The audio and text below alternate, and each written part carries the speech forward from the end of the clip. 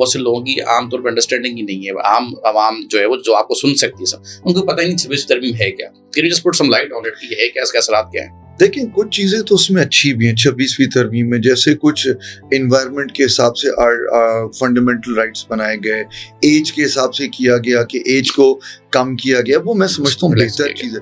لیکن یہ جو اپوائنٹمنٹ کا طریقہ انہوں نے کیا ہے نا کہ گورنمنٹ کا وزیر بھی بیٹھے گا, وہ بھی آپ کا آدمی ہے, پروونشل ہے وہ بھی پولیٹیشین ہے, 2 ممبرز جو ہیں وہ رولنگ کے ہوں گے, 2 جو ہیں وہ دوسرے.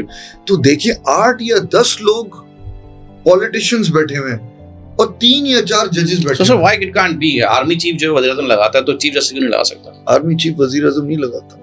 کون لگاتا ہے؟ تو کانسٹیٹیوشن میں تو ایسے نہیں لگتا ہے, کانسٹیٹیوشن میں تو پارلیمنٹ لگاتی ہے. تو پارلیمنٹ کا نمائندہ ہے نا وزیر اعظم. سر وزیر اعظم کہاں سے منتخب ہوتا ہے؟ آرمی چیف, اچھا آپ نے آرمی چیف کہا, میں سمجھا آپ نے کہا وزیر. نہیں سر, میں آرمی چیف کی بات کر رہا ہوں. ہاں نہیں, وہ تو وزیر اعظم نمائندہ پارلیمنٹ کا. دیکھیے وہ تو ایک سسٹم ہے نا پورا سر. جوڈیشری کو تو آپ نے ایز اے واچ ڈاگ رکھنا ہے, اس کو انڈیپینڈنٹ رکھنا ہے. آج میں کسی کو کوئی فیور دوں, کچھ کروں, زندگی بھر اس کو مجھ سے منسوخ کر دیا جائے گا.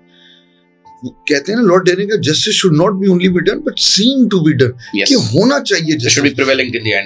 اب دیکھیے نا یہاں پہ جب اتنے پولیٹیشینز بیٹھے ہوں گے, وہی پولیٹیشینز ہماری کورٹوں میں ایز پارٹیز پیش ہو رہے ہوتے ہیں, کرمنل کیسز میں بھی پیش ہو رہے ہوتے ہیں, الیکشن میٹرز میں بھی پیش ہو رہے ہوتے ہیں. اب آپ بتائیں کہیں نہ کہیں تھوڑا بہت زیادہ نہیں تو کہیں نہ کہیں تو افیکٹ آئے گا سر.